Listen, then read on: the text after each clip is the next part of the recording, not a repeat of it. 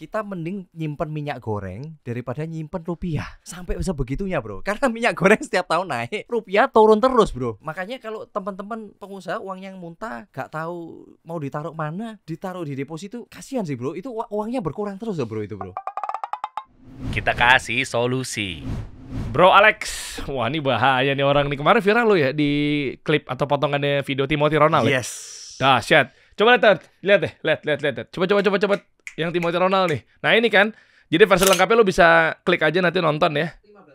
Di judulnya 70 juta sampai 2 miliar dari kripto dan seterusnya. Nah ini ada muka dia di pertengahan, langsung lo ke tengah-tengah aja. Habis itu lo tanya jawab sama Timothy Ronald kan? Betul. Momen waktu pas meet up ya bareng sama member. Ada lunch bareng sama Timothy. Gile, privilege banget lo bro. Nah tapi menariknya gini ya. Dari potongan ini akhirnya kan di TikTok juga pembahasannya. Nah ini, jadi lu tuh kan pengusaha, lu revenue-nya per tahun itu kan 300 miliar. Dan menariknya di sini adalah lu mau cabut dari bisnis konvensional tanda kutip yang udah padat karya, lu punya 4 perusahaan, lu semuanya all in ke kripto. Bukan semuanya all in sih. Jadi saya kan punya 4 perusahaan tuh. Nah 4 perusahaan itu salah satunya itu saya handle sendiri nih, tuh. Coba kita munculin ya, ngobrol sambil kita munculin satu persatu nih. Jadi segede ini bro. Yes. Ini satu gudang. Kita punya 3 gudang ya. Ini di Surabaya, ada gudang di Jakarta, ada gudang di Medan juga. Apa industrinya? Makanan anjing kucing. Nah ini pet shop retailnya. Ini besar nih di Surabaya ya? Yes. Ya saya salah satu pemain pet top tier lah di Indonesia lah untuk level distribusi. Dan ini B2C, hilirnya, belum ngomongin B2B-nya. Yes, saya ada 4 perusahaan, ada toko retail, pet shopnya sendiri. Oke. Terus ada klinik, terus ada distributor, terus ada importer. Oh. Jadi tapi saya mulainya dari nol, Bang Dery. Dari toko retail kita bertransformasi menjadi agen, ditunjuk sama agen karena performanya bagus. Terus dipercaya jadi distributor untuk beberapa merek. Oke. Terus karena saya ini kan sering berprestasi ya, saya punya banyak prestasi jadi top distributor. Itu selalu setiap tahun itu dikasih reward ke luar negeri. Nah reward ke luar negeri itu saya ketemu sama raja-raja kecil juga. Raja dari Medan, raja dari Makassar. Dari kota-kota kecil itu kan ada top distributor. Yeah. Jadi relasi saya langsung nasional. Jadi nama brandnya adalah? Saya punya brand Captain Cat, Captain Dog. Bukan, lu jadi agen atau distributor berarti kan ada brand prinsipalnya kan? Jadi ada brandnya Meo, Bolt, Cat Choice, Velibite. Kalau Dias itu nama toko saya. Oh, nama lu nya. Nama toko saya Royal Canin. Ini produknya Mars. Ini produknya Mars. Jadi Mars itu punya divisi pet, makanannya namanya Royal Canin. Oke. Dan nanti lu dengerin ceritanya deh. Di belakang kamera nih tadi dia udah banyak belah bocorin. Gua nggak tahu lu kena doktrinisasi siapa. Meskipun gue juga praktisi sih ya, jadi gue nggak bilang doktrin kayaknya stigmanya negatif banget ya. Tapi intinya adalah gue nggak ngerti lu akhirnya punya pola pikir apa. Nih agak sadis kedengerannya sih. Gue nggak tahu padahal sektor padat karya. Bagaimana nasib karyawan-karyawan yang lu mau tinggalin? Katanya mau disuntik mati perusahaannya. Abis itu all in masuk ke kripto, Bitcoin. Narasi gue tajam banget ya bro ya. Bagaimana nasib karyawan-karyawan yang mau lu tutup perusahaan dan lu tinggalkan begitu saja padahal keadaannya lagi sehat-sehatnya. Perusahaan lagi profitability. Perusahaannya profit. Jadi saya juga tahun lalu itu 2024 penghargaannya dapat tahun 2025. Saya sebagai wajib pajak pembayar kontribusi terbesar. Ada fotonya ini. Iya maksud gue nggak habis pikirnya. Usahanya bagus. Nih. Oke. Jadi itu kontribusi pembayaran pajak terbesar di KPP Pratama Gubeng. Gua nggak tahu nanti bakal rame hater apa segala macamnya untuk dari sudut pandangnya orang-orang yang benci sama kripto, yang nggak percaya sama kripto. Masih banyak dong bro. Yes. Pasti lu rame bro. Nggak apa-apa nih lu buka di sini ya. Ini kita baru mulai nih. Ini gue pengen tahu alasan lo bahwa nanti lu dengerin ya teman-teman. Artinya gue nggak tahu dia punya satu mindset apa, pola pikir apa sehingga lu mau tinggalin nih bisnis-bisnis yang udah jalan secara. Ya, gue gak tahu ini kan sektor produktif kan sebetulnya kan. Lo boleh maju dikit bro. Ya padat karya ini kan? Saya sudah bangun ini selama 10 tahun. Nah, abis itu lu masuk ke sektor yang mungkin bukan produktif, yang future finance, apa bahasanya ya? Financial market lah. Iya, financial market oke lah bro. Nah maksud gua kalau ini IPO oke, tapi kan bukan sektor produktif yang bagi sebagian orang nganggap bahwa kripto ini apa nih barangnya nih, kan gitu kan? Mungkin permainan apa segala macamnya. Maksud gue pengen tahu angle lo aja sih, pola pikirnya kenapa lo bisa ninggalin bisnis yang udah 300 miliar itu dan semuanya lo masukin ke kripto. Bertahap ya bro ya. Iya. Bukan all in langsung ya, bertahap ya. Bertahap itu maksudnya gimana nih? Ya, Lo tutup dulu bertahap. perusahaannya, abis itu lo Scale down bertahap lah. Scale down bertahap. Scale down bertahap. Nanti cash flow-nya mulai kita geser ke kripto. Ini karyawan lo lagi nonton gimana denger begini nih? Apa sih bro alasannya bro? Ya lu cerita dari awal dulu deh. Jadi gini ya, ini sebenarnya bisnis bagus. Ini bayi yang saya lahirkan sendiri. Jadi ini teman-teman ya, ini bukan warisan dari keluarga. Saya bangun ini dari nol. Jadi kalau ada teman-teman yang kenal saya di sini, saya itu kalau kenal saya bukan orang kaya. Ya, jadi papa saya sudah nggak ada, mama saya pegawai swasta. Levelnya hanya purchasing staff. Jadi bisnis ini saya bangun sendiri dari nol sama istri saya. Dulu pacar saya. Jadi saya merintis bisnis ini awalnya gini. Awalnya itu saya kerja ini kecelakaan. Kenapa kok bisa kecelakaan? Saya kesepian, saya kepingin punya teman bermain, yaitu anjing. Nah saat itu saya langsung beli 2 ekor anjing nih. 2 ekor anjing ini Siberian Husky sama Rottweiler, anjing dewasa nih. Nah begitu anjingnya datang, itu saya nggak bisa ngerawat gitu ternyata. Kok susah banget gitu kan. Pertama kali pelihara anjing saya nggak bisa rawat. Akhirnya saya putuskan untuk saya jual. Loh kok bisa untung? Akhirnya saya beli lagi. Saya jual beli sampai satu rumah saya itu ada isinya 30-40 ekor anjing. Jadi satu anjing itu bisa untung 500.000 sampai 1 juta bro dulu. Emang iya? Iya. Oh. Nah setelah itu setiap orang yang beli anjing selalu tanya, Bro Alek ini mandiin di mana? Bro Alek ini beli makanan di mana? Bro Alek ini kalau mau vaksinnya di mana? Nah akhirnya saya daripada saya tunjukin ke pet shop yang ada, ya saya buka pet shop sendiri. Nah itu awalnya. Oke. Nah modal awalnya dari jual beli anjing yang untungnya 500.000 1 juta itu, sama hadiah pesta pernikahan angpau saya 80 juta. Awalnya cuma itu aja. Oke. Lihat ya. Ternyata tertepis juga stigmanya. Tapi jangan terlalu mentah-mentah ya. Nikah pun masih kesepian ya. Gua nggak tahu elunya ekspektasinya setinggi apa, tapi apa memang teman bermain lah, teman bermain lah. Berarti lu nggak happy itu sama pasangan lu bagaimana? Happy. Saya nggak boleh pulang ini bro. Nggak bisa pulang ya. Oke. Lalu pet shopnya itu modal 80 berapa tadi plus? 80 juta menjadi omset 300 miliar. Gimana ceritanya? Dan udah besar nih bayinya, terus lu mau cut, abis itu lu masuk ke kripto, lu ngelihat angle apa sih bro di kripto bro? Nanti lu sambil ceritain pelan-pelan deh. Iya jadi gini, kenapa kok bisa dari 80 juta menjadi omset 300 miliar? Ya, itu, singkat aja. Saya itu orangnya hemat. Jadi dari keuntungan pet shop, saya nggak pernah pakai uang itu. Jadi uang itu tetap akan masuk ke pet shop untuk menambah stok saya, untuk ekspansi bisnis saya. Full cash flow berarti mindset lo ya? Yes, jadi saya nggak ada investasi emas, saham, atau apapun itu. Semuanya saya all in kan ke bisnis saya. Jadi saya juga sebenarnya ada kerja di asuransi, pernah kerja di asuransi.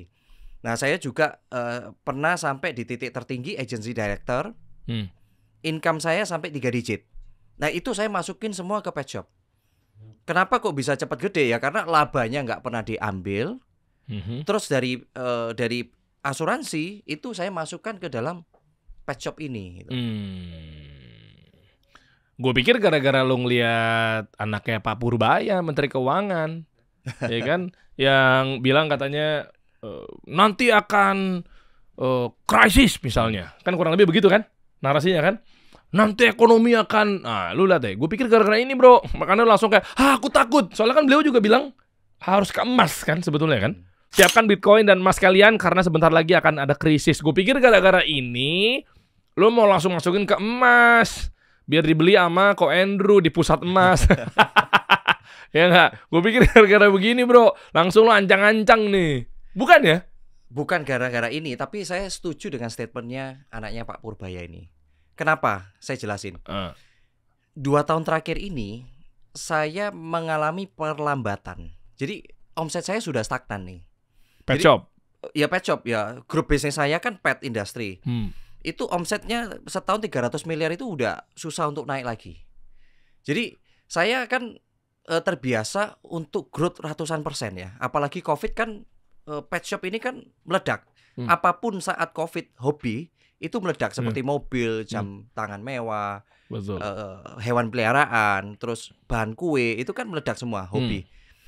Nah dari meledaknya itu kan saya merasakan wah ledakannya cepat ya. Begitu Covid selesai melandai. Nah karena melandai itu saya setiap pulang itu stres. Padahal perusahaan profit ya, tapi omsetnya nggak bertumbuh itu saya stres. Nggak tahu, saya orangnya gitu. Tidak bersyukur. Nah, saya setiap pagi berangkat ke kantor, sore itu kan saya pulang tuh. Nah, setiap nganggur di rumah, lihat YouTube, Instagram, TikTok itu muncul Timothy Ronald terus tuh. Ya, oke. Jadi setiap saya nganggur, saya lihat videonya kripto-kriptoan ini. Timothy Ronald. Oke. Jadi saya ini lihat, waduh, saya pikir saya ini muda, omset segini sudah hebat. Saya pikir itu saya hebat. Oke. Terus abis itu? Ternyata saya lihat Timothy Ronald ini lebih muda dari saya nih. Terus? Tapi kok dia lebih kaya dari saya? Oke. Nah, saya penasaran dong. Oke. Akhirnya saya gali-gali, saya mau belajar kripto. Nah, sebelum masuk ke kripto, saya juga belajar ke saham. Nah, tapi dari 2 financial market itu, saya lebih pilih ke kripto karena apa?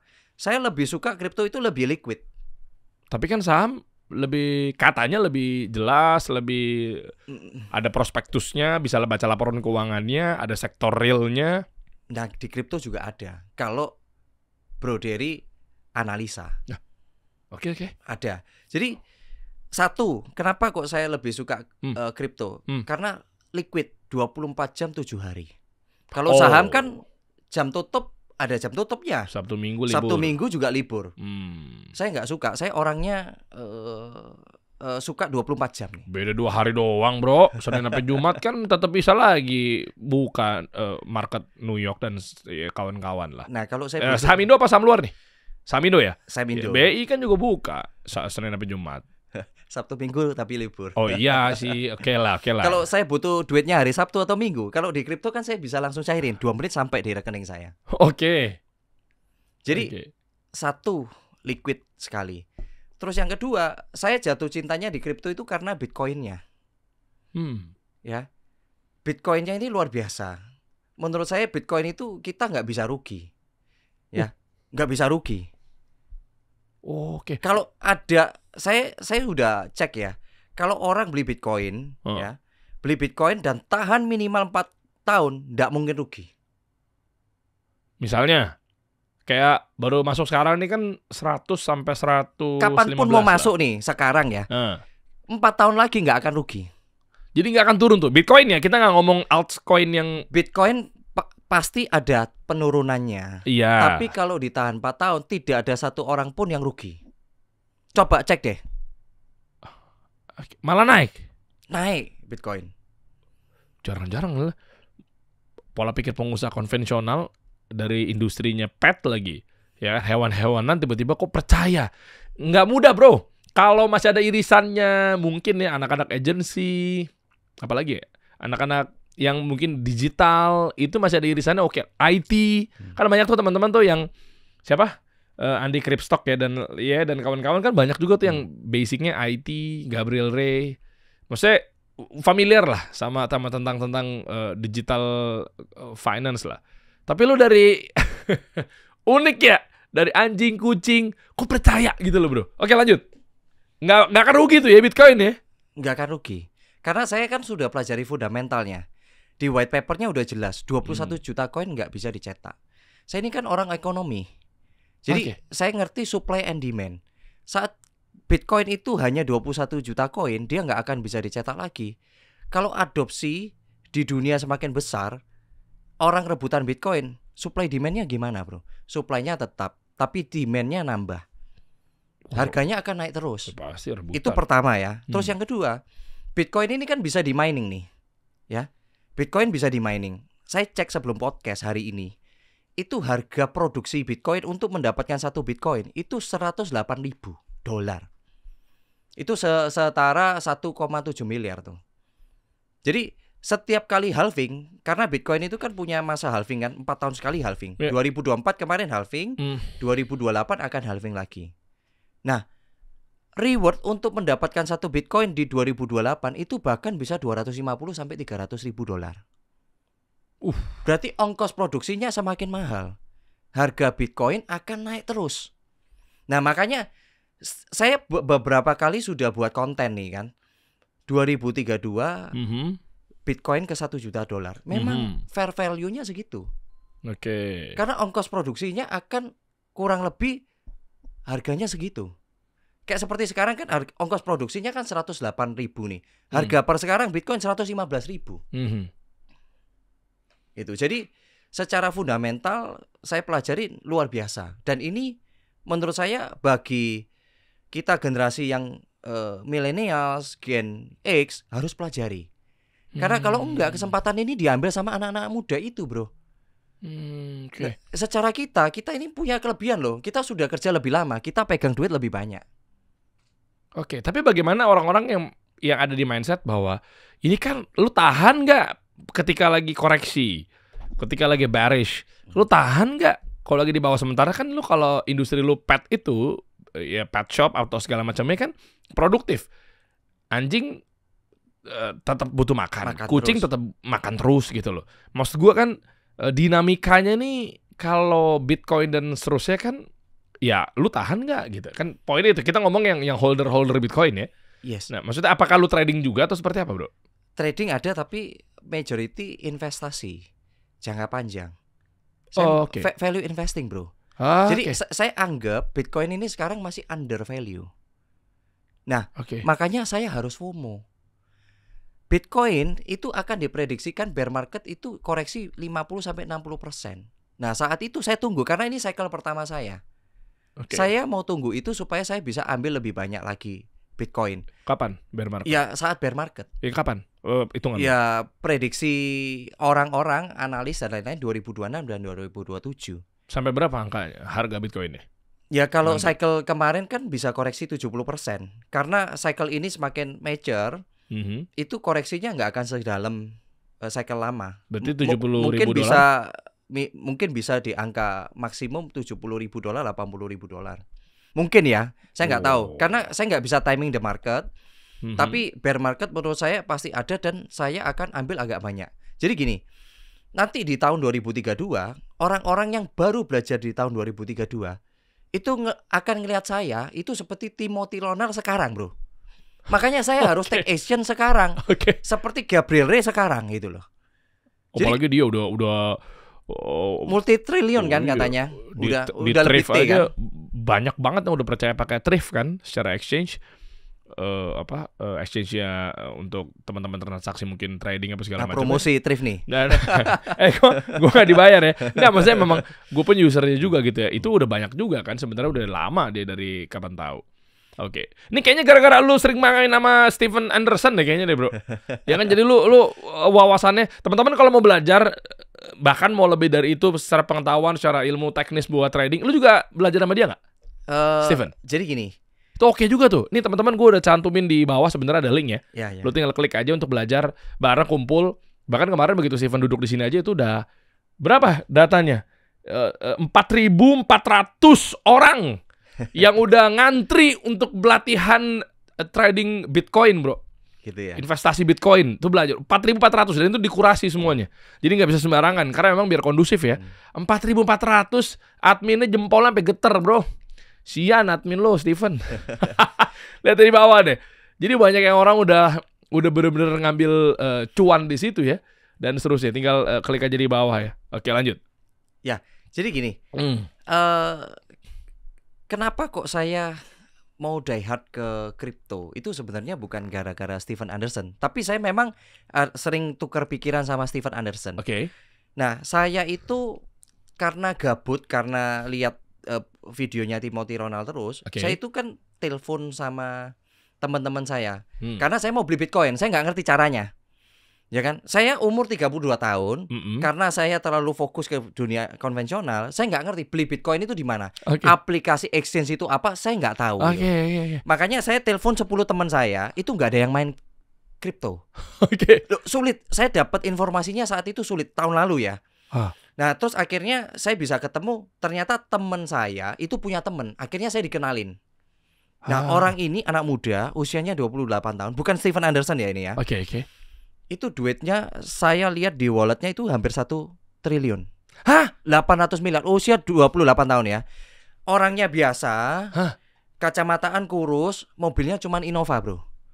Dia nggak punya rumah, dia ngontrak rumahnya. Jadi uangnya benar-benar dimasukin ke dalam blockchain tuh. Jadi begitu dia butuh duit ya dicairin pelan-pelan.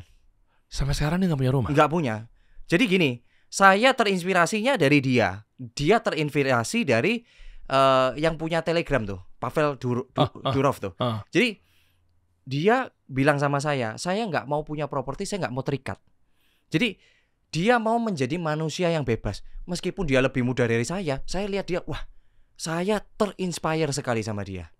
Luar biasa. Jadi dia besok mau ke Bali, besok mau ke Dubai, besok mau suka-suka aja bro. Lo ini sekarang jadi guru lo? Ya, kebetulan orang ini agak introvert. Kan bukan teman saya, teman dari teman saya nih. Oke. Saya cuma diajari sekali, terus mau ketemu lagi susah bro. Dia orangnya malas ketemu sama orang. Makanya saya cari orang lain yang bisa ngajarin saya ya. Beberapa mentor-mentor yang influencer-influencer itu.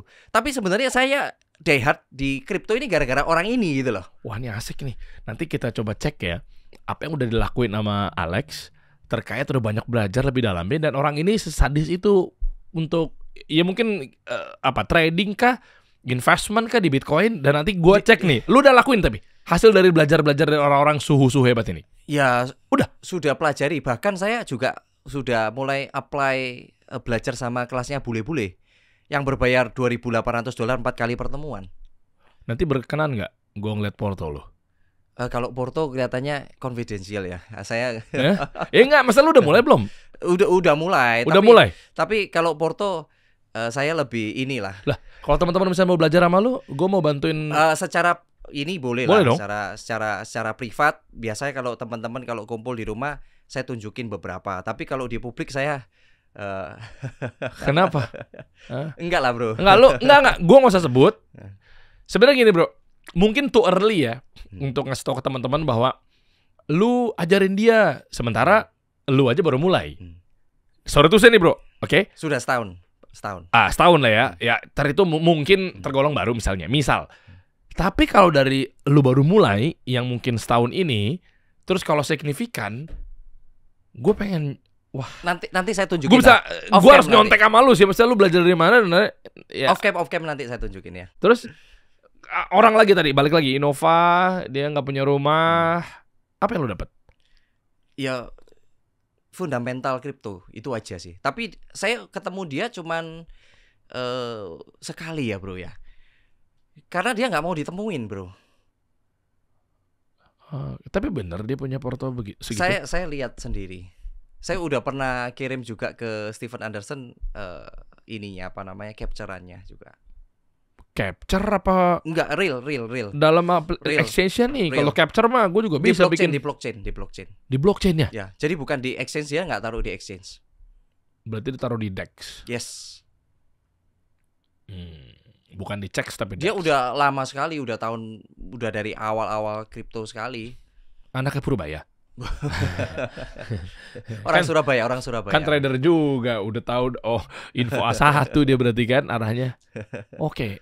Dan sekarang apa yang lo coba aplikasikan gitu loh dari ilmu-ilmu ini apa segala macamnya, dan arahnya kan Gue nggak tahu lo akan shutdown pelan-pelan perusahaan lo. Aduh, ngilu gue dengernya bro.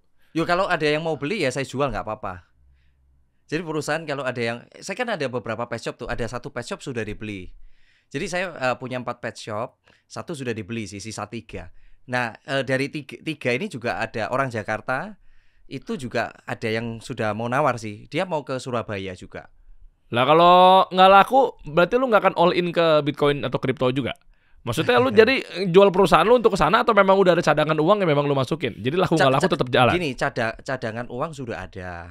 Cuman kalau kita liquidkan perusahaan itu kan uangnya kan larinya lebih kenceng bro. Memang lu mau masukin berapa di kripto? Enggak serius. Misalnya gaya atau model bisnisnya lu masukinnya tuh benar-benar lu nge-hold Bitcoin aja udah beli, udah? Enggak sih, jadi kita ada yang hold begitu, tapi kan saya ada belajar di DEX tuh ya. Jadi ternyata di DEX itu sangat luas nih. Luasnya seperti apa? Ini yang bikin saya terkesima gitu kan. Jadi di DEX itu misalnya nih, kita punya Bitcoin nih. Kita bisa utang loh. Kita bisa utang, jaminnya Bitcoin kita nih. Nah, baru tahu kan, Bro? Itu saya baru tahu. Utang tapi jaminannya Bitcoin. Jadi ibaratnya kalau kita punya sertifikat ruko atau rumah, kita jaminkan ke bank. Itu namanya apa sih? Lupa. Loan. Iya. Borrow and lending lah. Sebentar. Gue buka Thrift gue ya. Ini kalau di Thrift nggak ada. Ada bukannya bro? Nggak tahu ya. Justru gue mau nanya malu. Justru gue mau nanya malu. Apakah yang ini bukan stake? Oh bukan, beda. Stake itu apa? Stake itu aset kita dikunci supaya untuk mendapatkan airdrop biasanya atau dapat earn lah. Ntar deh gue cek deh. Kalau nggak salah dia ada sistem-sistem beda. Pinjaman. Oke, lanjut. Anyway. Beda. Kalau di global exchange ada. Oke. Nah kalau di local exchange saya kurang tahu ya kalau di Thrift ya. Tapi rasa saya nggak ada. Nah di DEX itu, jadi kita bisa utang nih. Kita misalnya punya Bitcoin nih, Bitcoinnya nggak usah dijual, kita utang. Dapat USDT, kita beli Bitcoin lagi bisa bro. Loh sama atau, kayak leverage kan juga ngutang juga. Bisa. Surat kontrak. Nah, jadi gini. Bedanya apa? Saya nih belajar sama, saya beberapa baca artikel. Ada bule nih ya, dia punya Bitcoin, dia nggak pernah jual Bitcoinnya dia. Ya, dia beli terus Bitcoin. Tapi saat dia butuh duit untuk biaya hidup, dia utang. Ya kan, utang itu bunganya di DEX itu hanya 5% setahun. Nah sedangkan kenaikannya Bitcoin itu berapa persen. Nah saya lihat secara datanya dia utang itu 1 juta dolar sekian. Tapi dari nilai aset Bitcoinnya 30 juta dolar. Ngutang ada bunganya? Ngapain kalau udah punya uang terus harus ngutang? Riba bro. Dimarahin sama Timothy Ronald lo bro. Hah? Timothy Ronald pernah bahas di sini loh mengenai gue nggak mau ngutang, kalau bisa nggak usah ngutang. Oke lah, anyway. Ya, ini pilihan aja masing-masing, gue udah ngingetin. Lanjut. Habis itu, apa yang lo lakuin mesti gue? Dari, lo masuk berapa deh? Lo kan pelan-pelannya dari sektor konvensional, produktif, real. Terus lo gimana? Langkah-langkah lo? Oh gini deh. Apa yang lo lihat? Tadi kan ada 2 tuh tentang kripto kan. Liquid gitu kan. Dan seterusnya gitu. Masa cuma gara-gara itu aja lo se-all in itu nantinya? Ya karena bisnis saya kan, capitalnya kan gede banget. Ini kan pekerjaan padat karya nih. Nah capital besar itu hasil profitnya itu kecil bro. Cuman 10% dari capital. Bahkan setelah potong tax itu di bawah 10% bro. Nah itu yang salah satu yang bikin saya males kerja begini bro. Nah terlalu kompetitif. China juga sudah masuk sendiri. Marginnya semakin turun bro. Makanya saya ngelihat ini ada potensi yang lebih baik. Contoh nih ya, saya sebenarnya tahun lalu tuh sudah ngomong sama istri saya. Istri saya namanya Mariana. Mar, ini boleh nggak kalau bisnisnya kita stop? Ya, kita masukin Bitcoin. Saat itu Agustus tahun 2024 itu Bitcoin masih 700 juta. Sekarang Bitcoin itu udah 2 miliar bro. Kalau saya masukin saat itu uang 100 miliar contoh nih. Itu udah jadi 300 miliar bro. Nyesel jadi. Nah kalau di sini lu kesal sama bini lu tuh. Udah bener aku. Bener ya ternyata ya. Aku kesepian gitu kan. Makin yakin kan. Nah jadi pulang loh. Kalau sudah punya capital gede dan menurut saya itu udah nggak produktif di usaha saya gitu. Makanya saya mau geser. Oke. Dan istri lu nggak apa-apa? Iya sekarang nggak apa-apa kan Bitcoinnya 2 miliar. Kalau Bitcoinnya jadi 200 juta mungkin di kantung Oh, bro. Lu udah masuk tuh pas lagi 700 juta kemarin? Udah masuk tapi oh, nggak udah banyak. masuk. Tapi nggak banyak ya bro ya. Kirain pas sekarang 22 miliar Bitcoinnya enggak. langsung kayak tuh kan. Tapi udah masuk. Udah masuk tapi kecil ya. Berapa Bitcoin? Ya kecil lah. Di bawah 1 apa di atas 1? Ya pokoknya kecil lah bro. Oke, lu masuk situ. Seret. Yes. Sekarang tumbuh. Ya udah 2 miliar bro sekarang bro. Enggak, maksudnya pernah ngambil profitnya? Enggak lah, saya nggak mau jual Bitcoin saya karena Bitcoin kan 2032 fair value-nya $1 juta, 2045 fair value-nya $10 juta, 20 miliar, 200 miliar. Oke, ini kita main ringan-ringan dulu aja ya karena audiens gue juga banyak UMKM. Misalnya dia mau masuk 10 juta bro. Saat ini, hitung-hitungan lu aja ya, versi lu aja.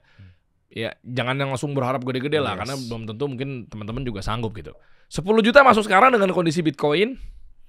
Sekarang Bitcoin $114.000. Nggak tahu rupiahnya berapa itu.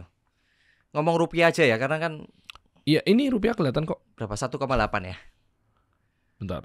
1,9 ya, 1,9 ya.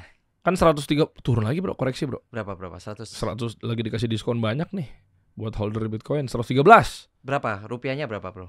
$113.000. Yes. Ya kan? Teman-teman sambil hitung aja nggak apa-apa. Nih, gua cek rupiahnya. Jadi kalau 113 sekarang karena semalam kan sempat 114 115 tuh. Ya kan? Coba cek berapa? Kali 16.500. Di Google aja ada bro. Ya udah Google aja deh, repot banget. Harga Bitcoin sekarang gitu. Kalau nggak salah 1,8 lebih ya, hampir 1,9. Ya, coba. 1,8. 1,899, 1,9 lah. 1,9 kan? 1,9 miliar rupiah. Nah, itulah. Pertanyaannya gimana, bro? Pertanyaannya kalau masuk sekarang 10 juta nih. Terus? Dengan kondisi Bitcoin bulutin aja kali ya, biar gampang hitungnya ya. Ya, masuk 19 juta. 0, biar gampang hitung ya. Berapa tuh bagi deh? Gak apa-apa ngomong rupiahnya aja, bro. Supaya penontonnya paham. Mau masuk berapa? 10 juta? 10 juta. Nah, terus? Nanti 2032. Kali 10. Oh, tahu dari hitungan dari dasar apa bilang kali 10? Karena sudah ada polanya, bro. Yang tadi saya jelaskan, setiap kali halving, ongkos produksi semakin mahal. Supply-nya juga terbatas. Oke. Institusi negara mulai masuk. Nah, Bitcoin kan ada chart-nya nih, fair value-nya tuh. Tapi kan beda kalau misalnya orang masuk tiba-tiba tahun ini total dari semua yang masuk tuh value-nya 10T. Tiba-tiba FOMO masuk 10T sama 500T kan udah beda, bro. Ya, logikanya gitu kan? Apa sama hitungan lo? Ya sama, bro. Karena kan pengali kan. Jadi uangnya berapapun, kalau memang Bitcoin-nya naiknya 10 kali ya kalikan 10, bro. Kalau Bitcoin-nya naiknya 100 kali lipat kali 100. Maksud saya gini loh, bro. Menurut saya Bitcoin ini sekarang itu masih diskon. Diskon 90%. Dahsyat. Itu kepercayaan saya, opini saya ya, dan berdasarkan data-data yang saya sudah pelajari dan beberapa pemain kripto kan juga menyatakan 2032 Bitcoin akan ke $1 juta. Kenapa harus 7 tahun sih? Kenapa ganjil-ganjil gitu? 2025 sampai 2032 kan 7 tahun. Enggak, maksudnya kenapa kan 2035? Kenapa kan 2045? Ya 4 tahun sekali kan halving tuh, bro. Jadi 4 tahun sekali halving kan sekarang kan kita ngomongnya 2024 halving. Oh iya. 2028 halving. 8 tahun lagi. Yes. Berarti kan kalau si Pak Gabriele sama Timothy Ronald itu kan sudah 3 cycle ini, bro. Nah, kalau kita nanti ini kan cycle pertama saya, nanti 2 cycle lagi berarti kan saya 3 cycle. Ya mungkin uang saya di saat itu bisa ratusan miliar. Mungkin loh ya. Kalau beneran dikasih kali 10 minimal loh ya. Berarti kalau 10 juta berarti uangnya dia jadi 100 juta. 100 juta. Didiemin gak ada tambah-tambah dong ya. Tapi kalau lagi koreksi kalau bisa kan lu beli lagi. Lu nyicil nyorek deh tuh, nyerok. Jadi kalau saya sih kalau bisa ada duit beli Bitcoin, ada duit beli Bitcoin, ada duit beli Bitcoin. Meskipun dia lagi naik, nggak apa-apa, bro. kan lagi masih diskon karena 90%, Bro. Akumulatif juga ya. Ini opini saya ya, bukan Iya, financial advice loh ya. Nanti saya habis podcast ini orang FOMO beli Bitcoin, Bro. Oh iya. Jangan lupa ngingetin lagi. Ini tidak ada saran finansial apapun. Nggak ada saran untuk lo all in. Nah, bisa Ya, kena juga gue. karena gini, karena saya sih nggak perlu pinter-pinter amat. Saya ngeliatin Donald Trump. Donald Trump itu kekayaannya melonjak gara-gara kripto, bukan dari real estate-nya dia akhir-akhir ini. Itu anaknya Donald Trump aja kemarin kan juga jadi triliuner termuda. Dari Baron. apa? Dari kripto kan? Si Baron ya. Siapa sih namanya? Ya Baron Trump. Jadi maksud saya ya, saran saya bagi pengusaha-pengusaha nih, teman-teman saya itu, ya uang yang sudah muntah, nggak tahu buat bisnis apa. Kan banyak tuh pengusaha yang begitu, bisnisnya udah uangnya muntah nih, uangnya nganggur. Itu mereka kalau taruh di deposito itu kasihan itu dia. Itu uangnya kegerus, Bro. Itu gini loh. Kalau pemerintah itu bilang katanya inflasi 4-5%, menurut saya nggak 4-5%, Bro. Real inflasi kita cek dari apa, Bro? Oke. Kita cek dari seberapa banyak beras yang kita dapatkan tahun ke tahun, berkurangnya berapa banyak. Minyak goreng, komoditi yang seperti itu kita cek. Itu kalau saya cek nih, saya tanya sama istri saya. Setiap tahun itu bisa naiknya 10%, Bro. Berarti real inflation-nya itu 10%. Itu baru ngomong Indonesia loh, Bro. Nah, kalau ngomong di dunia, mata uang kita ini melemah terus terhadap dolar. Berarti lo mau bilang bahwa lo lebih pintar dibanding pemerintah? Enggak. Lah, pemerintah bilang 4-5%, kenapa lo tiba-tiba 10%? Anda lebih merasa pintar dibanding Purbaya? Bukan.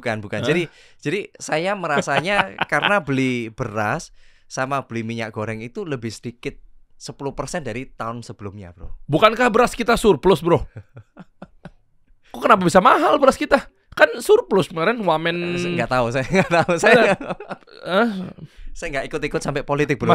Mas Sudaryono ya. Wamentan. Ya kan udah jelasin sebenarnya sih, tapi gue pengen coba pinggir jurangkan aja sih sebenarnya. Ya kan beras kita surplus nih. Coba cek.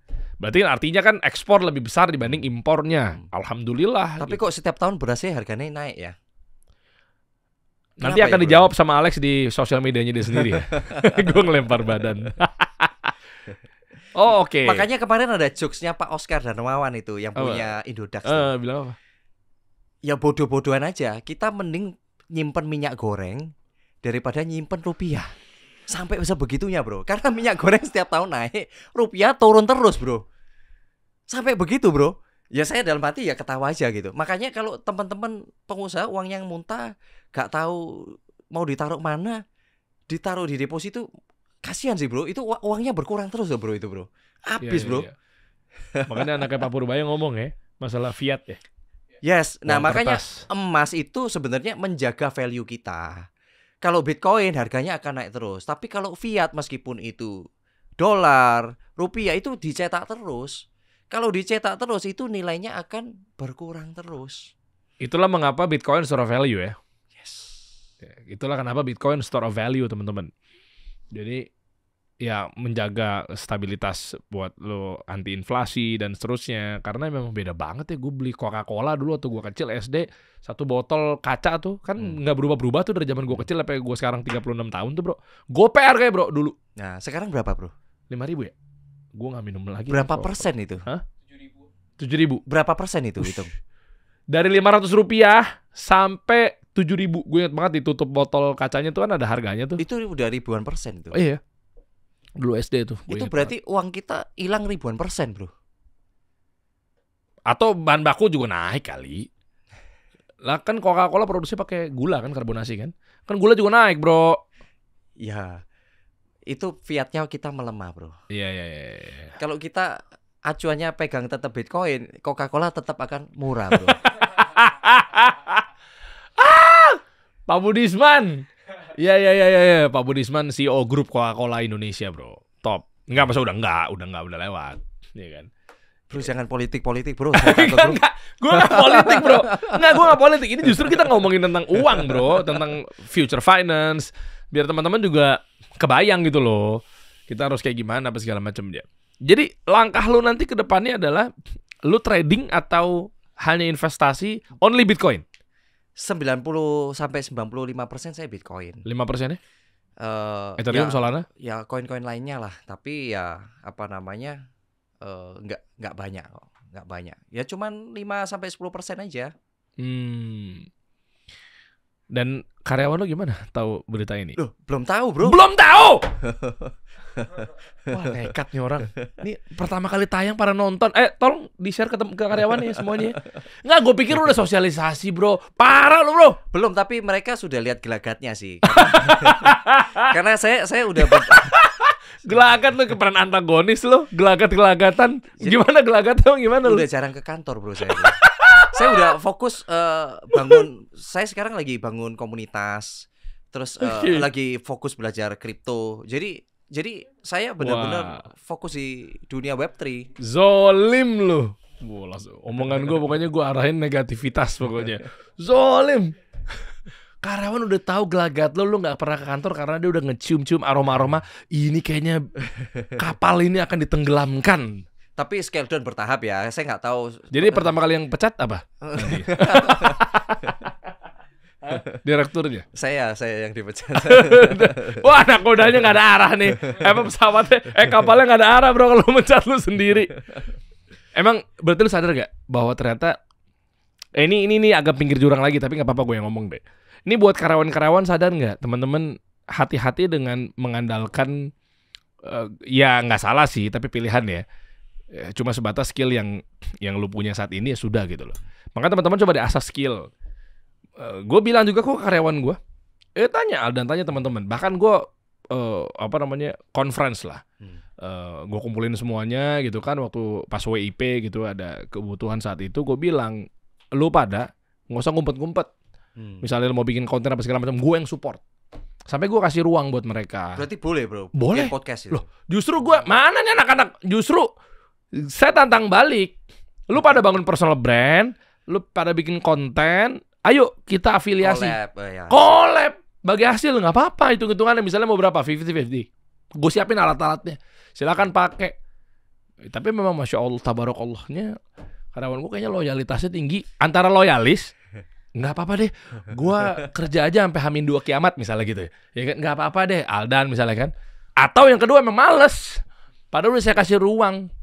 Ya simpelnya begitu bro. Maksudnya kasihan mereka kalau cuma terkungkung sama satu skill. Ya, mereka harus bangun personal brand, mereka harus berkarya ke depannya apa segala macamnya. Makanya ingat tentang investasi leher ke atas untuk ke depannya, terutama untuk daerah AI sekarang. Nah, banyaklah cerita-cerita gue tentang gue dalamin AI apa segala macamnya. Buat teman-teman misalnya mau belajar langsung, sebenarnya bukan menggurui, tapi kalau mau tahu pengalaman gue ketika gue pakai AI, gue kemarin dari Dubai bro. Wah ya keren, saya lihat di statusnya tuh. Iya, nah, Yachts ya. Iya, nah, gue di Dubai dengan segala hormat buat tour leader yang bawa gue kemarin ya. Gue nggak tahu bahwa perkataan-perkataan lo ini tinggal direkam di ChatGPT yang berbayar ChatGPT 5 atau 349.000 rupiah anyway lah ya, itu untuk investasi juga gitu ya. Itu lo ngomong, record, gue udah tahu penjelasan lo gitu. Maksud gue ngomong gini, ini justru bagus ya. Kalau untuk lo destinasi wisata apa segala macamnya, daripada habis waktu dijelasin sama tour leader di tempat-tempat menarik gitu ya, dengerin dia ngomong sambil dijelasin buang waktu, mendingan turun, kasih tahu gue angle terbaik, bilang sama videographer lo di mana letak-letaknya oke, yang familiar apa segala macamnya, yang potensi untuk estetik apa segala macamnya. Dah, gue puasin bikin konten, lo jelasin di mobil. Tinggal pakai ChatGPT bro, kasih rekam, selesai, promptingnya bilang. Nah, tapi intinya adalah AI ini harus prompting yang benar. Karena percuma kalau lo mau optimasi lo ChatGPT apa segala macamnya, tapi kalau prompting lo nggak benar juga sayang. Kalau lo pengen tahu gimana cara gue prompting dan lain sebagainya, ada Agus Leo Halim, foundernya link.id, link.id. Ada juga partner gue Renat Fuad, konten kreator juga gitu kan. Nah ini 2 hari 1 malam lo bakal belajar gimana caranya bikin konten yang efektif, strategis, dan juga bisa bantu naikin brand lo, personal brand, dan seterusnya. Buat para karyawan juga ikutan. Kayak kalau nggak salah tinggal berapa lagi ya? 20. Tinggal 20 lagi ya? Tuh dari sekian banyak. Kita konsepnya glamping bro. Keren. Di kemah-kemah gitu ya kan. Suasananya dingin. Glamping kan juga glamping yang bagus ya, yang ada bangunannya apa segala macamnya. Tanggal 8 sampai 9 November di LGE Bogor. Tinggal 20 lagi, teman-teman klik aja di bawah. Karena kita akan ngebut banget nih. Dan ada bocoran juga tentang kenapa orang Dubai bisa kaya raya. Kenapa supercar ada di mana-mana. Gue dapat bocorannya kemarin, bro. Kenapa? Gimana bro itu bro? Nanti aja di glamping aja di Bogor. Nanti ya di belakang kamera juga gue akan ceritain, bro. Mereka, aduh keren bro. Karena setiap ya nanti tipis-tipisnya gini, setiap bangunan-bangunan yang ada di sana, kenapa begini, kenapa begitu, itu bentuknya motivatif sifatnya. Jadi dan motivatifnya, gue dijelasin sama tour leadernya, thank you 360 Adventures. Jadi dia bantu kita juga untuk ngejelasin, kooperatif banget tour leadernya. Dia ngasih tahu gue dan gue udah validasi bahwa semuanya itu 90% dibikin kenapa pariwisatanya itu, dan itu mindset orang kaya, bro. Contoh kenapa ada kayak menara Pisa miring itu di sana, gue lupa namanya apa tuh ya. Nanti kalau ingat gue cantumin di caption. Itu tanda kekuatan kita meskipun kita miring, tapi ini bukti bahwa kita ini benar-benar harus kuat, mindsetnya harus kokoh, pendiriannya gila.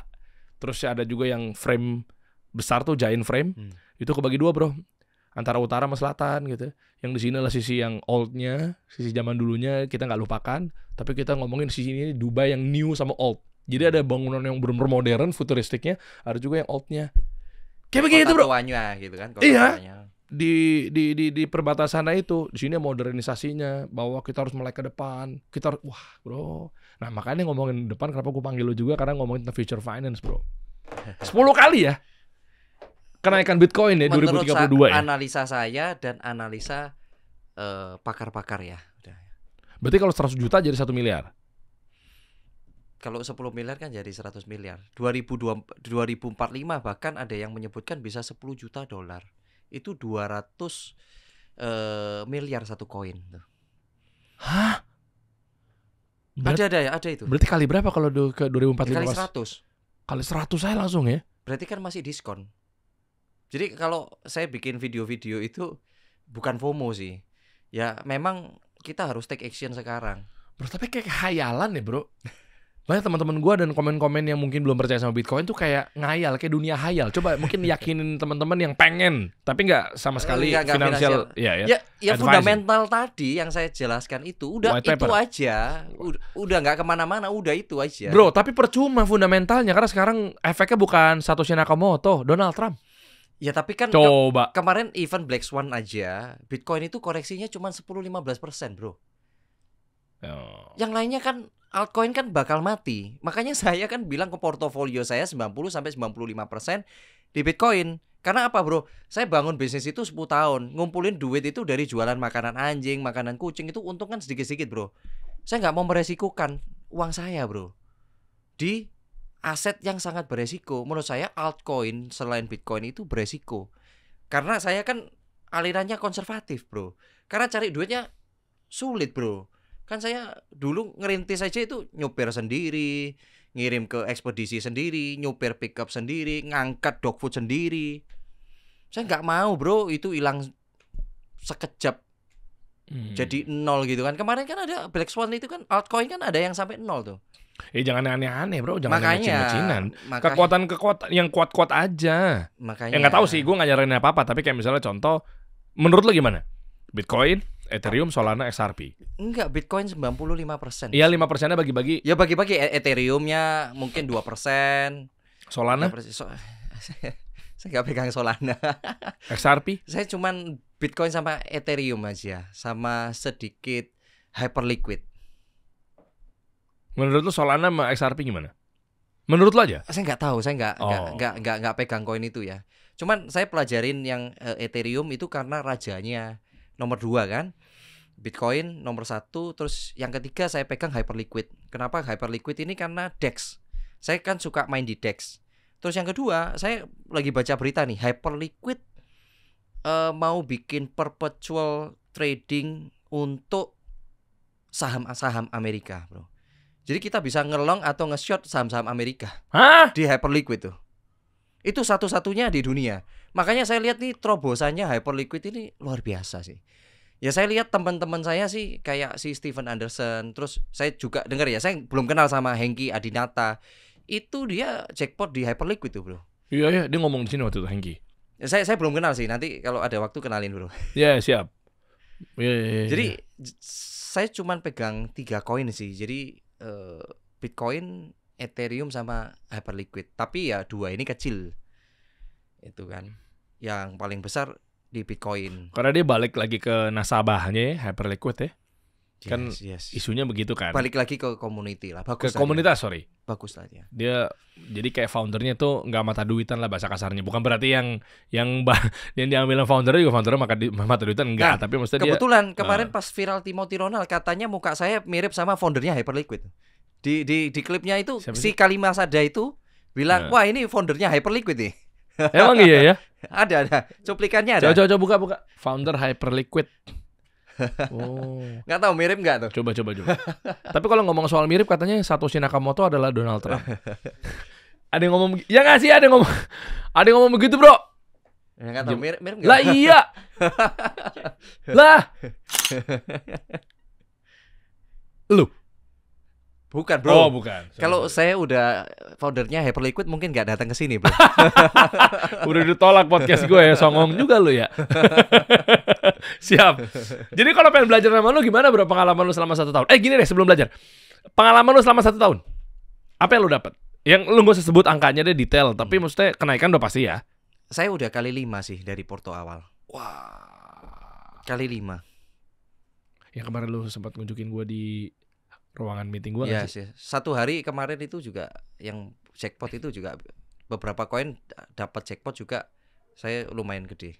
Jadi Alex kemarin datang ikut juga ya pas Steven Anderson syuting sama gua kan tuh. Nah, terus di situ dia ikut ya. Akhirnya ngobrol, praktisi, gua cek tuh. Lu kan nunjukin portonya kan ke gua kan.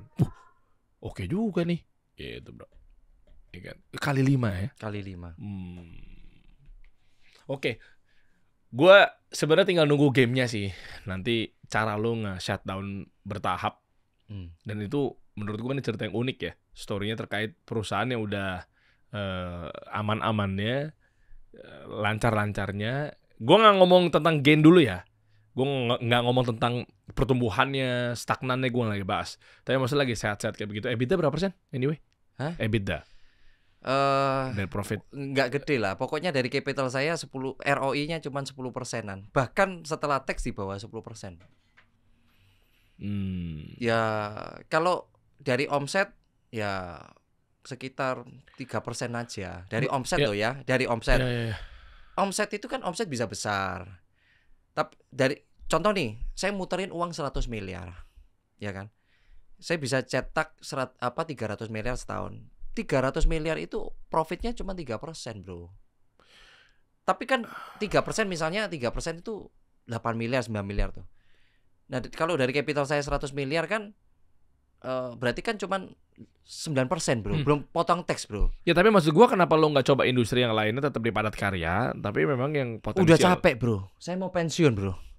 Lah, umur berapa sih? Gaya banget. Umur berapa? Saya 32. Lah, maksudnya gini. Generasi masih pertama. Sektor real itu kan buat legacy, bro. Pensiun teknis ya, bro. Capek, bro. Karena gini. Kerja ini menguras tenaga, menguras pikiran, dan itu juga 24 jam. Stres loh kerja begitu. Kalau orang bilang bisnis autopilot itu nggak ada, bro. Karyawan saya 200. Struktur organisasi sudah ada. Tiap divisi sudah ada. Tapi ya tetap kita itu kerja, bro. Kalau nggak kerja nggak bisa, bro. Perusahaan running well itu nggak bisa. Jadi orang yang bilang autopilot itu nggak bisa ya. Saya udah ikut beberapa kursus yang autopilot itu ya nggak bisa, bro. Lah Bitcoin kan juga nggak totally autopilot. Ya autopilot, bro. Taruh aja selesai, bro. Apa yang kita nggak pusing, bro. Kita mau turun ya udah, kalau pas lagi beres nggak usah dilihat, bro. Cicil terus aja, bro. Ya lu udah ada kapitalnya, masuk ke Bitcoinnya, lu mungkin masuk ke 100 miliar, 200 miliar masuk situ kan juga aman. Lu coba dong pikirin yang mereka baru mau join. Lu ada tips nggak buat mereka yang mulainya 10 juta? Bitcoin itu bisa dibeli itu 100.000 aja bisa beli Bitcoin. Yang penting konsisten saja. Kan bukan masalah jumlah duitnya, tapi pengalinya. Apalagi kalau kita konsisten nyicil. Itu kan compounding itu. Itu compounding, bahkan bisa lebih dari 10 kali lipat loh. Jadi menurut saya ini bukan saran ya, opini saya nih ya, saya takut nih ya. Mulai cicil Bitcoin, suatu saat itu mungkin bisa buat kalian pensiun. Oke. Tapi berarti kayak nggak ada ilmunya dong, bro. Kalau mindsetnya investment dan holder ya. Maksud gue kayak ya beli. Ada cara-caranya untuk akselerasi. Contoh. Tapi saya nggak bisa jelasin detail di sini, bro. Terlalu teknis. Ya, enggak, contoh aja. Contoh apa-apa, gini ya, apa. contoh ya. Coba. Saya ada main di DEX nih ya. Contoh kan kripto ini kan ada bull market, ada bear market, ya. Yang saya ceritain tadi ada lending and borrowing. Contoh nih, saat kita sudah, saya ini ya, kalau saya ini ya, kalau sekali lagi all time high baru Bitcoin, saya akan hutang koin, ya. Di DEX saya akan hutang Ethereum. Contoh ya, saya utang Ethereum 10 Ethereum. Itu bukan beli ya, tapi hutang. Jaminannya USDT-nya kita. Kita utang Ethereum 10 kan. Nah, saat Ethereum-nya kita terima, kita langsung jual. Oke? Misalnya Ethereum saat itu harganya $5.000 all time high-nya. Berarti kita jual harga Ethereum $5.000. Nah, saat bear market, harga Ethereum-nya kan turun. Iyalah. Nah, kita beli Ethereum di bawah, kita balikin utangnya kita. Kita utang Ethereum, balikin Ethereum. Berarti kan ada gap-nya tuh, bro. Oh. Itu ilmunya banyak, bro. Itu salah satu strategi ya. Jadi misalnya 5.000 lu jual 5.000. Begitu Ethereum-nya sampai bear market misalnya jadi harga 1.000. Misalnya nih ya, 1.000. Berarti lu kan dari uang yang 5.000 dapat 5 kali lipat, bro. Sebentar, dari lu utang 5.000. Kita utang Ethereum. Iya, enggak. Utangnya berapa modal utangnya misalnya? Ya, misalnya Ethereum harganya 5.000. Kita jaminannya harus USDT lebih dari 5.000. 5.000 US dollar. Lebih. Ya. Misalnya jaminannya kita $7.000 contohnya. Oke. Kita bisa utang Ethereum $5.000. Oke. Ethereum-nya kita terima, kita langsung jual Ethereum-nya. Jadi begitu beli jual saat itu juga. Bukan juga, beli. Begitu utang Ethereum. Langsung lo jual lagi. Kita utang Cleo. Iya. Cleo-nya harganya turun. Saat di bawah beli lagi Cleo, balikin Cleo. Jadi nggak ngomong US dollarnya, nggak ngomong rupiahnya. Ada pasti ada margin sih ya. Ya itu untungnya kan di situ, bro. Iya. Jadi saat market pun saya udah tahu caranya bisa making money nanti. Nah itu saya pelajari dari kelas-kelas bule itu, bro. Dan lu ntar akan ngajarin ke teman-teman semua. Akan ngajari teman-teman semua. Makanya kan saya bangun komunitas. Nanti di bulan depan tanggal 10 November saya mau grand launching nih. Oke. Nah, saya mau grand launching komunitas saya namanya Crypto Whale X. Jadi teman-teman mau daftar jadi komunitas lu boleh? Boleh. Klik aja link di bawah ada. Gue siapin ya. Boleh. Link di bawah situ ya. Itu ada di WhatsApp sama Telegram. Oh. Jadi kalau yang bahas yang terlalu teknis itu nanti itu di komunitas VIP, bro. Total komunitasnya berapa membernya? Sekarang kan masih komunitas gratis ya. Kita masih belum berbayar ya. Sekitar 1.700 lah. 1.700 member. Mereka dapat skill, ilmu, knowledge. Ya, kita kasih market outlook, kita kasih pandangan-pandangan di dalam grup, diskusi bersama. Jadi ada kelas juga nggak lo? Ada. Terus ada juga ya? Setiap hari Jumat, kadang weekend kita nge-live. Jadi live bareng sama teman-teman di grup. Belum ada ya live bareng ya? Live bareng ada gak sih? Tapi live bareng rata-rata pakai streaming mereka. Enggak, tapi enggak buka-bukaan secara detail ya kalaupun streaming ya. Bagaimana sih, bro? Ya, saya live-nya biasa kadang di Google Meet, kadang di Tele Live. Tapi di situ buka-bukaan? Ya, beberapa kita buka-bukaan. Live streaming kan juga bisa? Kita nggak live stream, tapi live khusus private di komunitas kita. Oh. Bukan kayak live di YouTube atau di enggak. Di bener-bener di grupnya kita. Tertutup berarti ya? Tertutup. Jadi hanya orang-orang terpilih yang bisa masuk dalam. Ya semua bisa masuk sih, bro. Kan gratis toh, bro. Loh, bedanya apa sama live streaming? Nanti setelah itu kita ngomong yang dasar.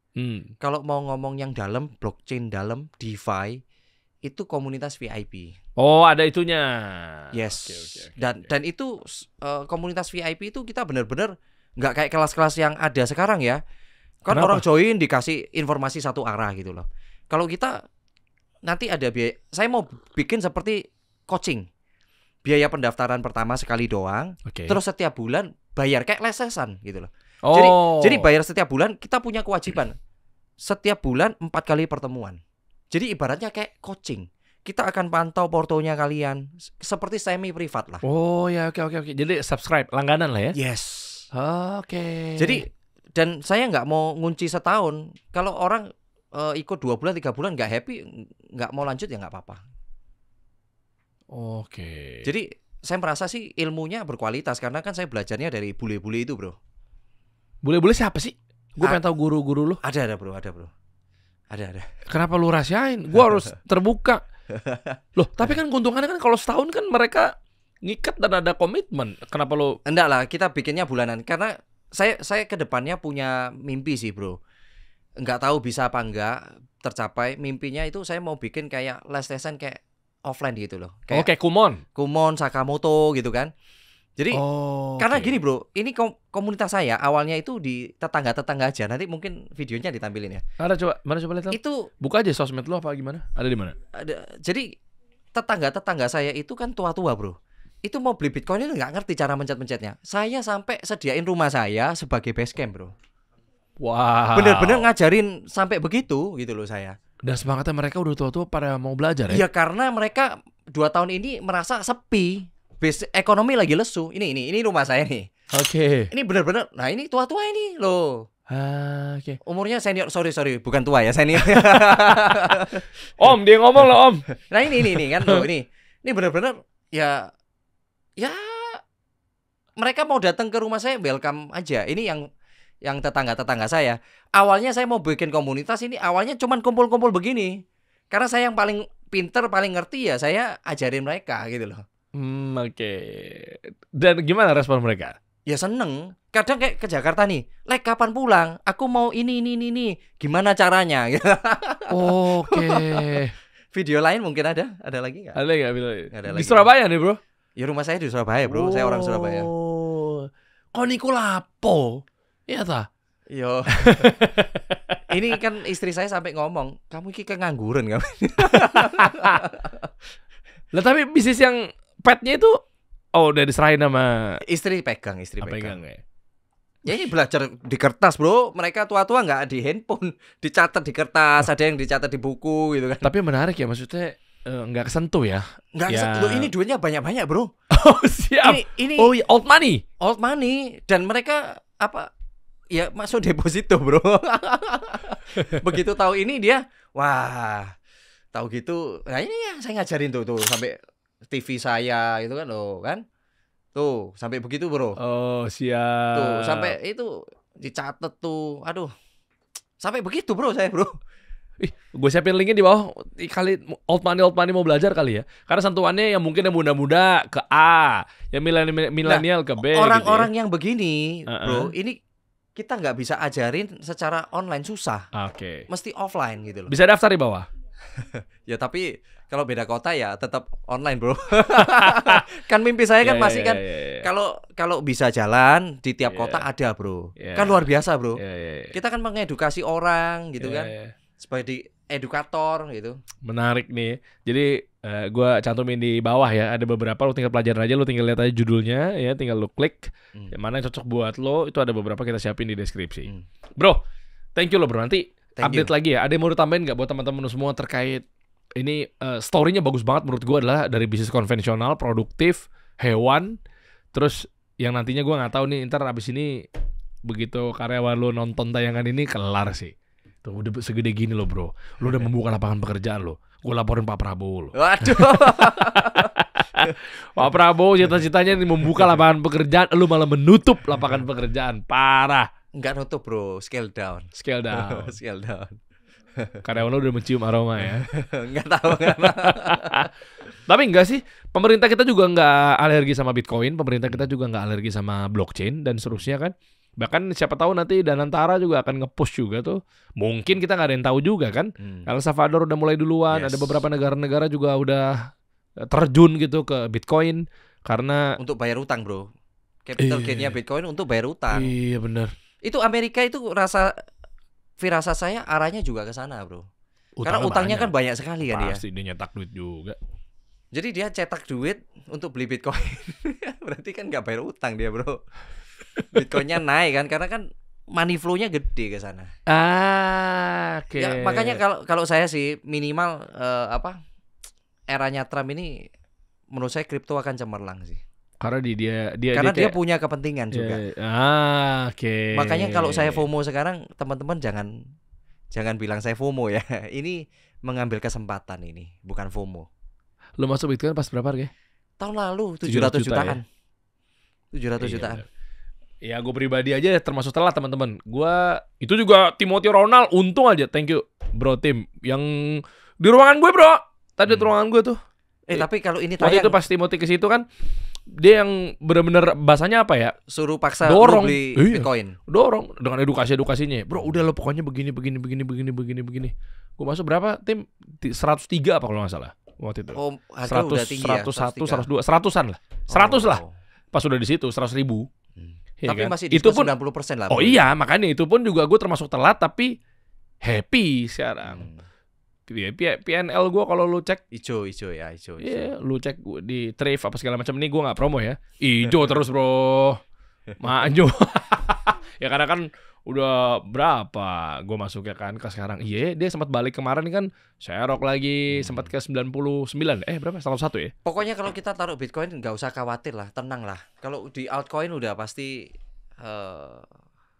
ada kemungkinan. Gue ada juga di Ethereum, Solana, XRP. Ya big market cap oke lah. Tapi kalau saya sih, saya Cuma main itu di, aja sih gua. di DEX-nya koin-koin blue chip sih.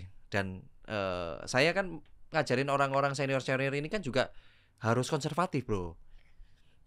Mereka kan cari uangnya nggak gampang. Itu bro. Apa aja industrinya mereka? Ada yang kemarin batu bara aja ke Bitcoin karena apa? Karena tahu komoditas dan basi habis ya. Hah? Tapi kan kalau ngomongin soal habis apa pasti apa enggaknya kan, Bitcoin 21 juta. Lah batu bara kan juga bisa habis juga bro. Artinya kan urgensinya mungkin di mana? Ya dia trading batu bara. Oke, Trading lah. Terus ada lagi orang di dunia insurance. Terus apa namanya, ada di distributor kaos kaki. Ada pabrik snack. Terus ada yang punya pabrikan air mineral. Ada yang punya pom bensin. Ada yang punya money changer. Nah lo. Kenapa gue nanya begini? Teman-teman lihat angle-nya. Lo telat selesai sih. Selain mereka old money, ya kan, industri-industri komoditas, sektor real, itu udah kesana semua. Gue nggak nyaranin apa-apa ya. Bukan saran finansial apapun teman-teman semua. Gak ada paksaan membeli atau menjual. Ya. Makasih sudah menambahkan ya. Jadi maksud gue ya ini lo tinggal pilih aja sih sebenarnya. Enggak juga nggak apa-apa sih nggak sih? Iya. Terserah mereka juga. Nggak apa-apa. Nggak apa-apa. Jadi mereka jadi penonton kan.